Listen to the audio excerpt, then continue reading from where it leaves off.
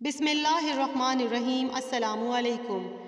حضرت سلیمان علیہ السلام اللہ کے پیغمبر تھے اور بادشاہ بھی۔ آپ حضرت داؤد علیہ السلام کے بیٹے تھے۔ باپ کی وفات کے بعد تخت کے وارث ہوئے۔ آپ کے پاس ایک انگوٹھی تھی جس میں اللہ نے ایک خاص خوبی رکھی تھی۔ اس معجزاتی انگوٹھی کی بدولت آپ کو بادشاہی ملی۔ ایک مرتبہ ایسا ہوا کہ جس انگوٹھی کی بدولت آپ جن و انس و حیوانات پر حکومت کرتے تھے وہ گم ہو گئی۔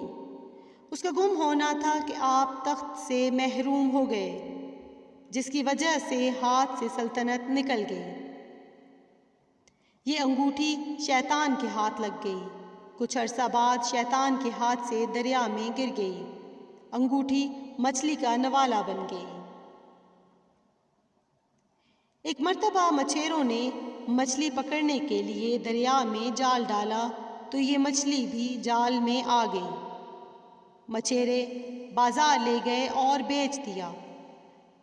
حضرت سلیمان علیہ السلام کے خادموں نے مچھلی خریدی۔ اتفاق کی بات ہے یہ مچھلی خادموں کے ہاتھ لگ گئی۔ مچھلی محل میں لائی گئی۔ مچھلی کو صاف کرنے کے لیے جب پیٹ چاک کیا گیا تو اس میں گمشدہ انگوٹھی مل گئی۔ حضرت سلیمان علیہ السلام کی قسمت جاگ گئی۔ انگوٹھی کی بدولت آپ دوبارہ سلطنت کے وارث بن گئے۔ بتایا جاتا ہے کہ انگوٹھی پر اسم اعظم کندہ تھا۔ جنات بھی آپ کے تابع تھے۔ آپ اپنے بیشتر کام جنوں سے بھی لیا کرتے تھے۔ حضرت سلیمان علیہ السلام میں ایسی حیرت انگیز خوبیاں تھیں جو کسی بادشاہ میں نہیں تھیں اور نہ قیامت تک کسی کو نصیب ہوں گی۔ ایک مرتبہ حضرت سلیمان علیہ السلام نے اللہ سے دعا مانگی کہ میرے بعد آنے والوں کو ایسی حکومت نصیب نہ ہو۔ آپ کی دعا قبول ہوئی۔ آپ انسانوں، جنوں اور ہوا پر حکومت کرنے لگے۔ حضرت سلیمان علیہ السلام نے اپنے باپ حضرت داؤد علیہ السلام کی خواہش کے مطابق فلسطین میں ایک عبادت خانہ تعمیر کیا۔ اگرچہ تعمیر کرنے کا ارادہ حضرت داؤد علیہ السلام نے اپنی زندگی میں کیا تھا، لیکن زندگی میں ان کی یہ خواہش پوری نہیں ہوئی۔ تاہم انہوں نے اپنی خواہش کے مطابق عبادت خانہ کی جگہ منتخب کر دی تھی۔ حضرت داؤد علیہ السلام کے بعد حضرت سلیمان علیہ السلام نے اپنے دور حکومت میں عبادت خانہ تعمیر کرایا۔ اس لیے اس عبادت خانہ کا نام ہیکل سلیمانی پڑا۔ ہیکل سلیمانی کی تعمیر 1012 قبل مسیح میں ہوئی۔ تعمیر کا کام 7 سال تک جاری رہا۔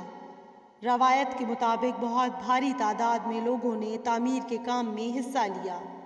بعض روایات کے مطابق 2 لاکھ مزدوروں نے کام کیا۔ اسرائیلی روایت میں حیرت انگیز بات یہ پائی جاتی ہے کہ تعمیر کے دوران جنہوں نے بھی حصہ لیا وہ دور دراز مقامات سے پتھر اٹھا کر لاتے تھے اور دیواریں چنتے تھے۔ تاریخ سے یہ بات معلوم ہوتی ہے کہ اس عبادت خانہ کی لمبائی 90 فٹ، چوڑائی 30 فٹ اور اونچائی 45 فٹ تھی۔ اس کے اندر ایک مخصوص جگہ بنائی گئی تھی جہاں تابوت سکینہ رکھا گیا۔ یہ ایک صندوق کی شکل میں تھا یا یہ ایک صندوق تھا، بہت متبرک مانا جاتا تھا۔ اس میں یہودیوں کے تبرکات رکھے گئے تھے۔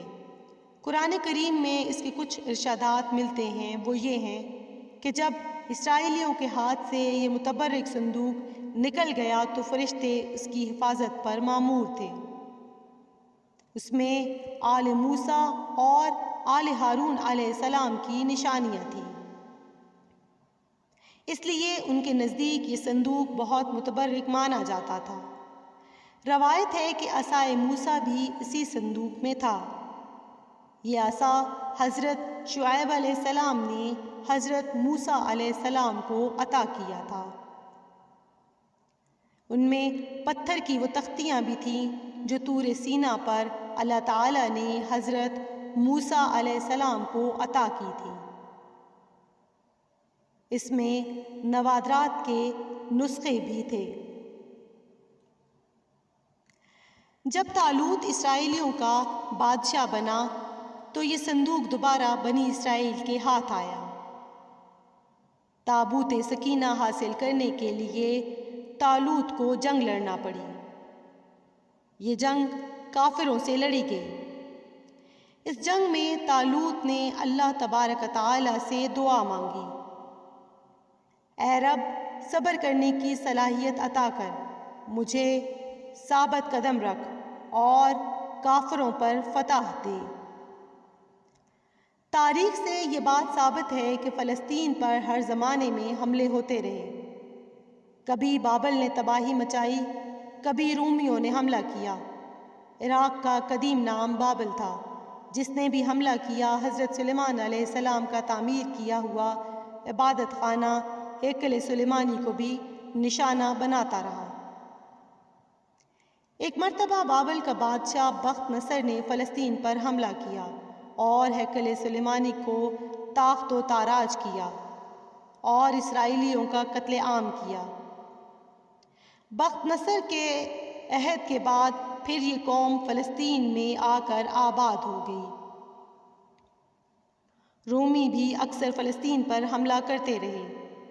ہیکل سلیمانی کے جو بھی نشانات تھے حملوں کی زد میں آ کر مٹتے رہے۔ آخر میں روم کے ایک بادشاہ ٹیٹس نے ہیکل سلیمانی کو آگ لگا کر بالکل تباہ کر دیا، حتیٰ کہ اس کے وجود کی دھندلی نشانی بھی نیست و نابود ہو کر رہ گئی۔ یہودیوں کا دعویٰ ہے کہ ہیکل سلیمانی کی زمین پر مسجد اقصی تعمیر کی گئی، اس لیے یہ یہودیوں کی ملکیت ہے۔ آج بھی یہ تنازع ایک مسئلہ بنا ہوا ہے، جس کی وجہ سے بیت المقدس کی سرزمین پر آج تک جنگ جاری ہے۔ اسرائیلی مسجد اقصی کو شہید کرنے کی کوشش میں لگے ہوئے ہیں۔ حضرت سلیمان علیہ السلام اللہ پر کامل یقین رکھتے تھے اور ہر معاملے میں اللہ پر بھروسہ کرتے تھے۔ آپ ہمیشہ اللہ کا کرشمہ اور اس کی کارسازی دیکھنے کی خواہش رکھتے تھے۔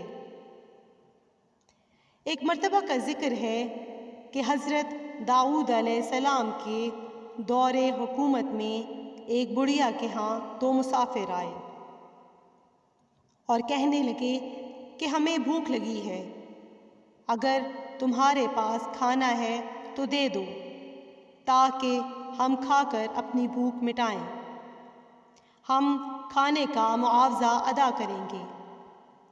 بڑھیا بڑی غریب تھی، وہ بولی میرے پاس تھوڑی سی گندم ہے، میں پسوا کر لاتی ہوں، تم کچھ دیر انتظار کرو۔ کچھ دیر بعد جب بڑھیا آٹا لا رہی تھی تو راستے میں زوردار ہوا چلنی شروع ہوئی، آٹا ہوا لے اڑی، بڑھیا کے ہاتھ خالی ہو گئے۔ بڑھیا نے رونا شروع کیا۔ اتفاق کی بات کہ راستے میں حضرت سلیمان علیہ السلام مل گئے۔ آپ اس زمانہ میں کم سن تھے۔ آپ نے رونے کا سبب دریافت فرمایا تو وہ بولی کہ میں گندم پسوا کر آٹا لا رہی تھی کہ اچانک ہوا چل پڑی اور آٹا اڑ گیا۔ آپ نے فرمایا اس میں رونے کی کیا بات ہے، میرا باپ بادشاہ ہے، جا کر اس سے فریاد کر۔ بڑھیا حضرت داؤد علیہ السلام کے پاس فریاد لے کر گئی۔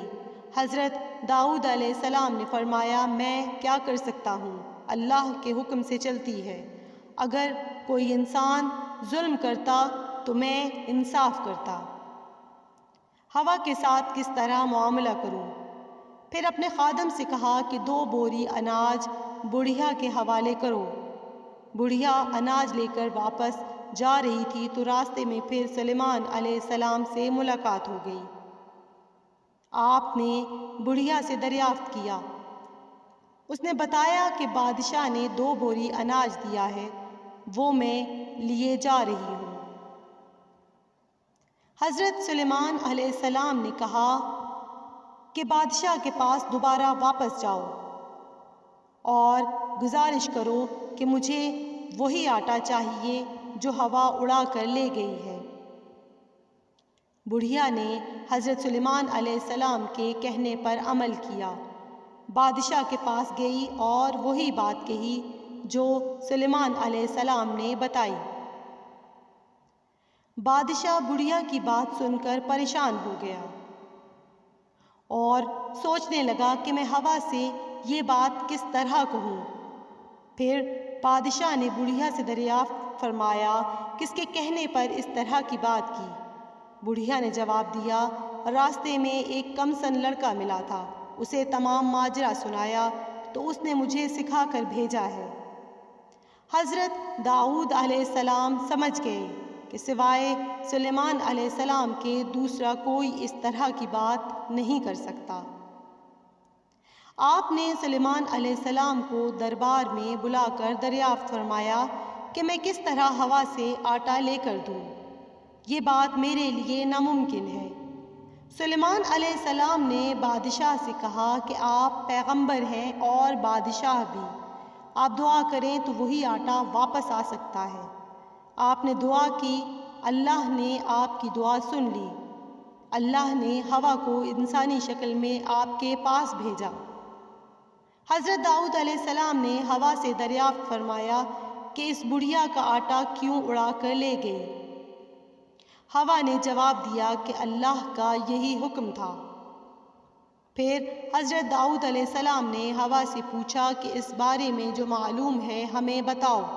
ہوا نے پورا واقعہ سناتے ہوئے کہا، سمندر میں ایک کشتی آ رہی ہے، اس میں کچھ تاجر بیٹھے ہوئے ہیں۔ کشتی میں ایک سوراخ ہو گیا جس سے کشتی کے ڈوب جانے کا اندیشہ پیدا ہو گیا ہے۔ کشتی میں بیٹھے ہوئے تاجروں نے خدا سے منت مانی کہ اے خدا، اگر کشتی ڈوبنے سے بچ گئی تو ہم اس کا آدھا حصہ داؤد علیہ السلام کے دربار میں پیش کریں گے تاکہ وہ غریبوں میں تقسیم کریں۔ ان کی دعا قبول ہوئی۔ ہوا نے بتایا کہ مجھے حکم ہوا کہ بڑھیا کا آٹا اڑا کر کشتی کا سوراخ بند کر دوں۔ میں نے ایسا ہی کیا۔ یہ گفتگو جاری تھی کہ اسی دوران وہ تاجر نفع کا مال لے کر دربار میں حاضر ہوئے اور آدھا مال تقسیم کرنے کے لیے پیش کر دیا۔ حضرت داؤد علیہ السلام نے مال کے 2 حصے کیے، ایک حصہ بڑھیا کو دیا اور سلیمان علیہ السلام کو شاباشی، کیونکہ ان کی کوششوں سے خدا کی مصلحت کا راز معلوم ہوا۔